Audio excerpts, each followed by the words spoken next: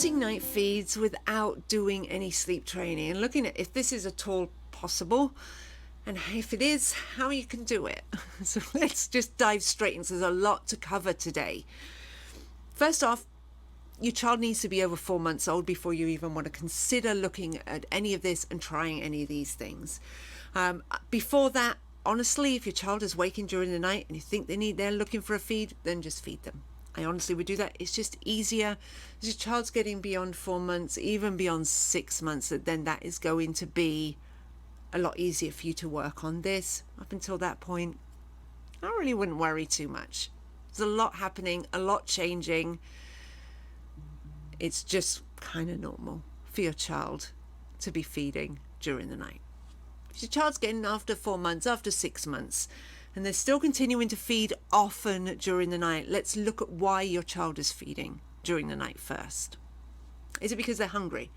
If they're hungry, well, best thing to do is just feed them. But why are they hungry? Is it because they're not getting enough calories during the day and they're looking to get those at nighttime? And if that is the case, let's see if we can get more calories in during the day so they're not needing to feed so much at nighttime. That can just sort of naturally happen. Now, nothing here happens quickly. There is nothing here that is going to happen overnight or even over a couple of nights. This is something that is going to take a while if you're looking at making any changes with feeds and any changes with sleep. And if you want to do so without doing any sleep training and you want to do so gently, there's no quick fix. But we can work on sleep by making small tweaks and changes and get really big results. So why is your child feeding during the night? Hunger is really one of the main ones there. So let's look at that. Has your child had a strange dream and they need comfort? Maybe. Children over 3 months old are dreaming the same dream sleep that we have.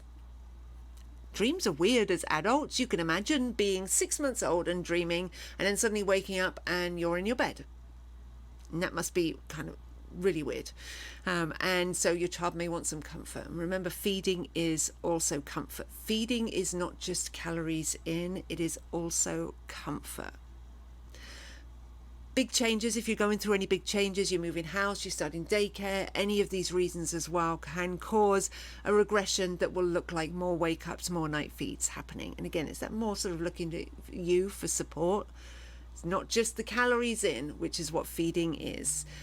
So look at what's happening. You may want to keep a sleep diary. A sleep diary is actually a really great way of seeing what patterns there are with feeds. It may not actually be quite as challenging as you think. I always have families keep a sleep diary for at least a week before we start working together. Looking at times then that the child woke up, how long they fed for, how many ounces they fed, and then back down to sleep really helps us see if there's any patterns, especially if we're looking over a week. I know it's really miserable. I know it's really miserable to be repeatedly looking at the clock, but it can be really, really helpful if you are wanting to reduce some nighttime feeds. So we've got all this information. You're looking at why your child is hungry. Let's see if we can reduce down some night feeds without doing any sleep training. And it is totally possible. As I mentioned earlier, not a quick fix. This is nothing that is going to happen overnight. It's going to take some work and it's going to take some effort and energy, but it can be really, really successful, really successful. But we just want to take small little steps and be consistent and we'll get results. So you know how when your child is sleeping, lots of times children will feed at the beginning of the night and then they'll get a long stretch of sleep, maybe the longest stretch of sleep at the very beginning part of the night. And that's just how we all sleep. We got our deepest sleep, longest stretch of sleep when we first fall asleep. And then we wake much more often until after 4 a.m. We're not getting into that deep sleep anymore. We're just preparing to start the day, which is hard to do. It's hard to wake up after a deep sleep. And so we're in a much lighter sleep. And if your child is bouncing around that light sleep, they're likely to be waking much more often after 4 a.m. But initially, your child is going to get that longer, deeper stretch of sleep at the very beginning part of the night. And then they may wake and feed. They may sleep for 3 hours, 4 hours, and then wake and feed. I would continue to keep that first feed just because trying to eliminate that one is actually quite hard to do. They've gone that long stretch, so chances are hunger is definitely playing a part here. And If your child has had that long stretch, just feed them. It's all okay. If your child then is waking after that, or if your child is waking, goes down the beginning of the night, and then they're waking very quickly after, like it's, let's say, an hour. So after they've initially gone down to sleep, or after they've had a chunk of sleep, and they wake an hour after, ask yourself, do you think your child is hungry? Look at how much they had during the day. How much did they feed during the day? If you think they're hungry, then feed them. So if they were so distracted during the day that they barely ate a thing, they need to make up for that. Don't leave them hungry, just feed them. But if you don't think that they're hungry, then you can try not feeding them. It just sounds so simple, doesn't it? Well, just don't feed them. But we need to have a plan of action. What are we going to do? Because not feeding them does not mean that they're just going to totally be cool with that and just roll over and go to sleep. What you want to do is you want to start your ladder of support. So first step on that ladder is just going to your child, letting them know that you're still there and you've not completely disappeared off the planet, because they may just have needed that knowledge that you're still there, and that then they can go back down to sleep. Chances are when they first see you, they're going to quieten down. If they're needing a bit more help, then they will begin to let you know. And then you can then give them a tummy rub. Do they need a tummy rub? And then add more and more support as you need to. This is not something that takes very long. You'll know within seconds whether the support that you're trying is actually helping or not.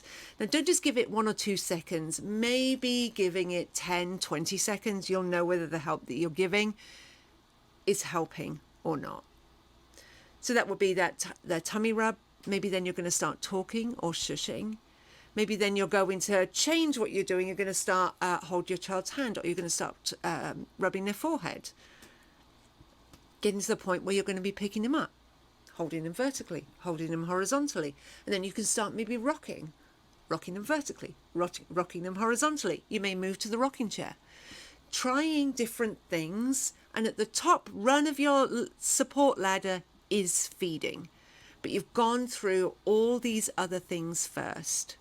Now, if you really don't think that your child is hungry, then you can still just be holding them and rocking them, because if your child is not hungry, but they're still looking for that comfort and support, they're getting that with you holding them and rocking them.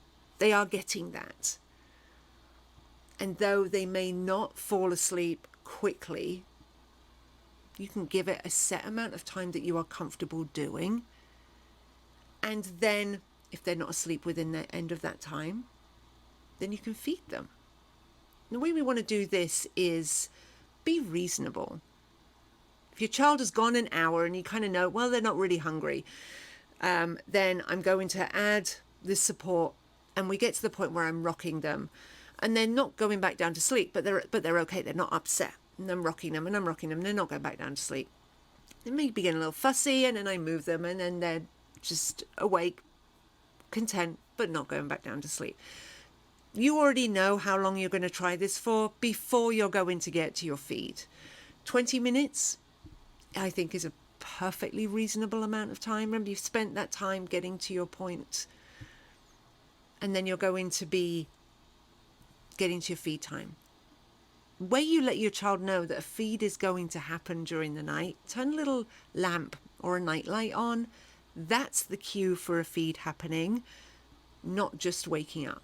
So this is really helpful as you are working on reducing night feeds, whether you're doing that with sleep training or without.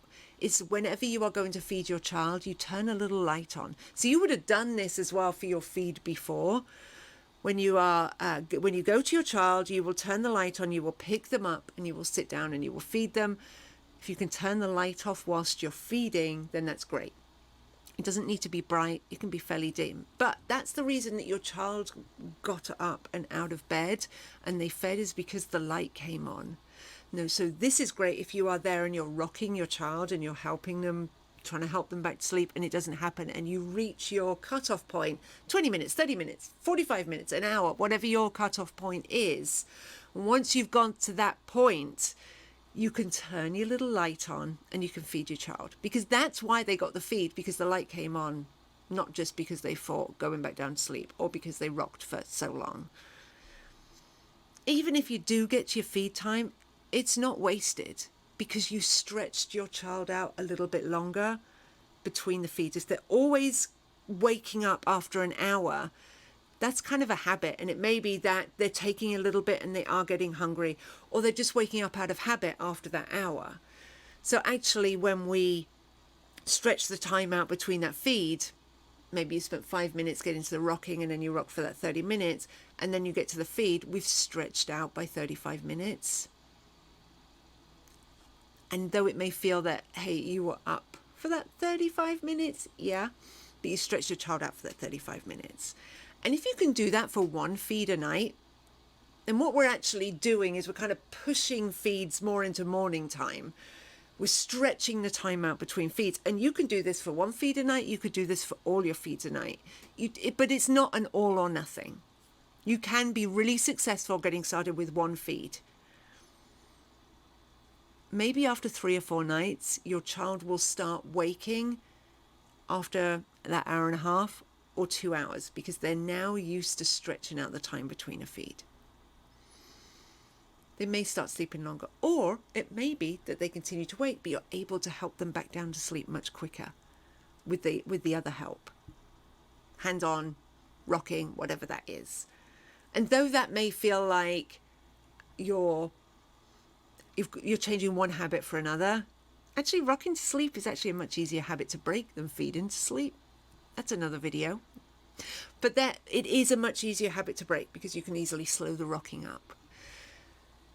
So you can reduce night feeds without sleep training by tackling one feed at a time and doing it really slowly and delaying the feed. Give it a go. Give it a week. If it's doesn't work, go back and it's all fine.